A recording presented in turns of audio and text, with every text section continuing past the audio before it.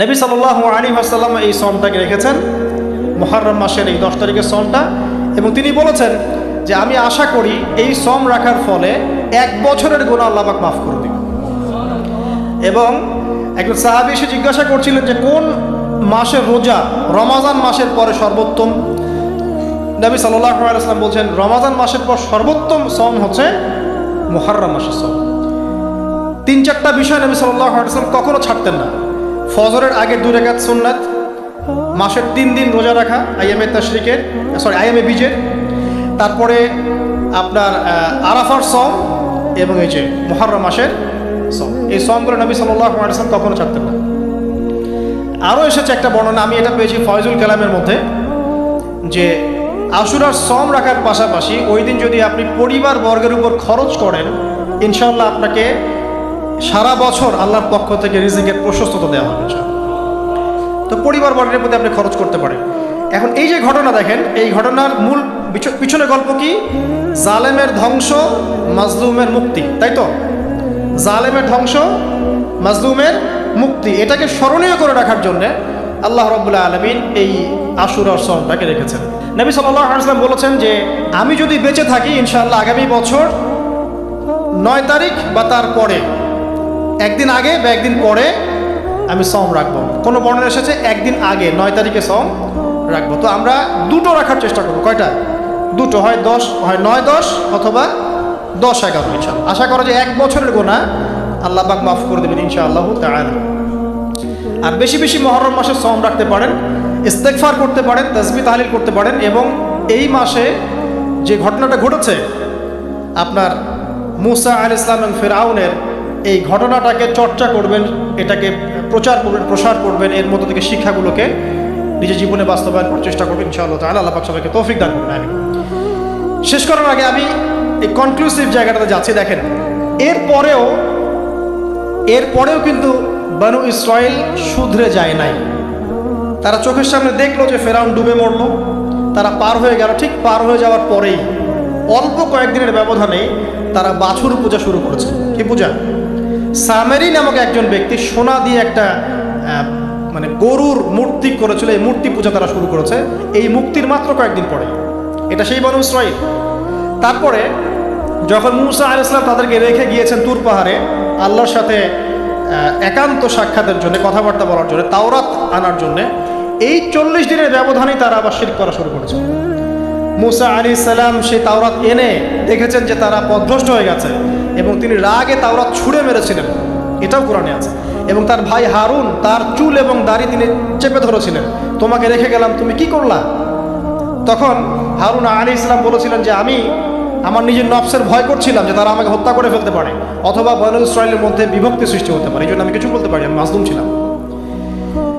এই অল্প কয়েকদিনের মধ্যেই তারা শিরক করলো, তারা বাছুর পূজা করলো। আল্লাহ পাক তাদেরকে বললেন তোমরা আমালিকা সম্প্রদায়ের বিরুদ্ধে যুদ্ধ করো। তারা প্যালেস্টাইনে থাকতো, আমালিকা সম্প্রদায় প্রচণ্ড শক্তিশালী। তখন এই বনু ইসরাইল বলেছিল যে হে মুসা, ইযহাব আনতা ফাযহাব আনতা ওয়া রাব্বুকা ফাকাতিলা, হে মুসা তুমি যাও আর তোমার রব যাও গিয়ে যুদ্ধ করো। ওয়া ইন্না হাহুনা কাঈদুন, আমরা এখানে বসে থাকি। কে বলেছে এটা? এই বনু ইসরাইল, যাদেরকে আল্লাহ পাক এত বড় বিপদ থেকে মুক্তি দিয়েছেন। তারপরে তাদেরকে মান্না এবং সালোয়া খাওয়ার পাঠানো হচ্ছে, এই খাওয়ার পর্যন্ত তাদের ভালো লাগছে না। তারা বলছে হে মুসা আল্লাহকে বলো আল্লাহ যেন আমাদেরকে এই যে পেঁয়াজ, এই যে রসুন, ডাল, মসুর এগুলো উৎপন্ন করার তৌফিক দেন। চিন্তা করতে পারেন এরপরে তারা আবার বললো একদল মানুষ বনু ইসরাইলের, আল্লাহকে সামনে এনে হাজির করে দাও, না হলে বিশ্বাস করবো না। তারপর এরকম 70 জন মানুষকে বাছাই করে মুসা আলাইহিস সালাম নিয়ে গেলেন তুর পাহাড়ে। আল্লাহ পাক ওদেরকে মৃত্যু দিয়েছেন, আবার জীবিত করেছেন। মানে এরপরে তারা এত বেশি সীমা লঙ্ঘন করা শুরু করলো যে তারপর তারা আবার অধঃপতনের অতল তলে চলে গেল। কথা বুঝতে পারছেন? 40 বছর পর্যন্ত তিহ নামক জায়গায় খালি ঘুরতেই ছিল। সকালবেলা যাত্রা শুরু করে, সন্ধ্যা থেকে আবার সে জায়গায় ফিরে আসছে। এভাবে 40 বছর। কতদিন? 40 বছর।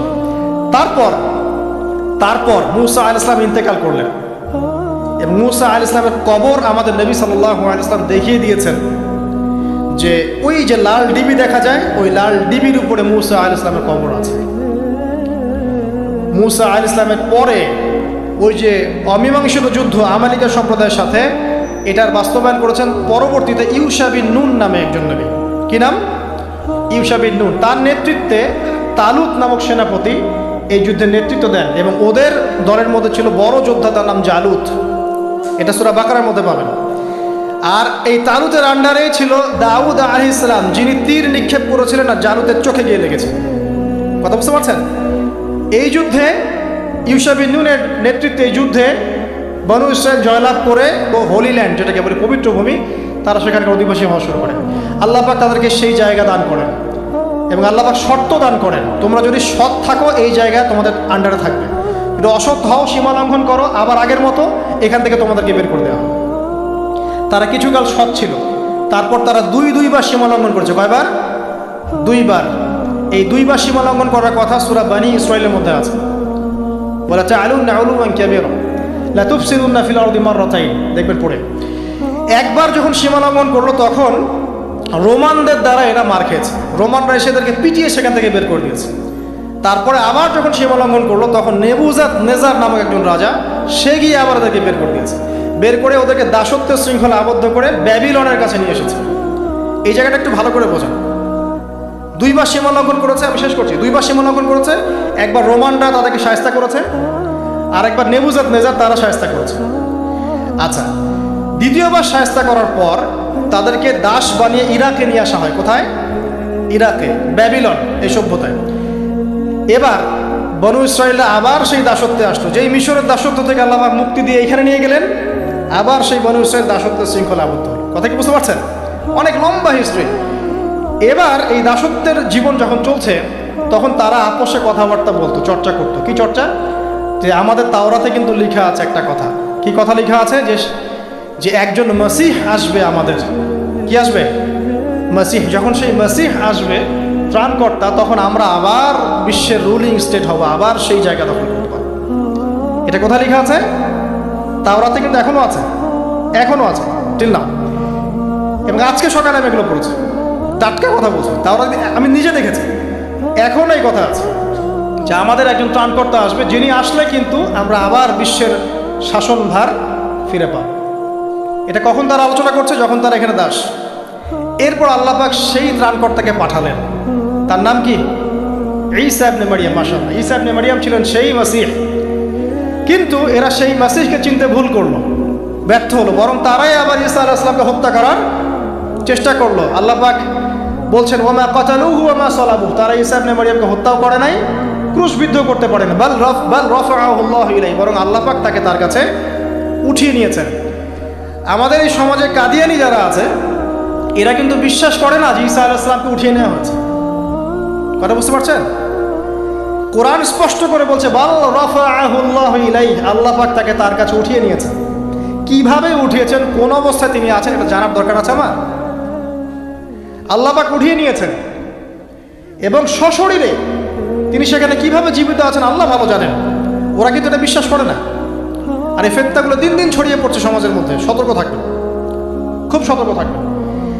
তো সত্যিকারের মাসিহকে তারা চিনতে ব্যর্থ হলো, তাকে হত্যার চেষ্টা করলো। আল্লাহ পাক তাকে উঠিয়ে নিলেন এবং ওদের উপর আযাব দিলেন। কি আযাব? ওরা মিথ্যা একজনকে সত্য মাসিহ মনে করবে এবং তার অনুসরণ করবে, এবং আল্লাহ রাব্বুল আলামিন তাদেরকে আবারও সেইভাবে ধ্বংস করবেন, ঠিক যেভাবে তাদেরকে লোহিত সাগরে ডুবিয়ে মেরেছে। ফেরাউনকে যখন ডুবিয়ে মারা হয়, তারপরে এই যে 1907 সালে তার মমিটা আবিষ্কার করা হয়, তার আগে মমিটার সন্ধান পাওয়া গেছে 1897 সালের দিকে। কত সালের দিকে? এই যে 1897 সালের দিকে। আর 1907 সালে এটাকে মমিটা গবেষণা করে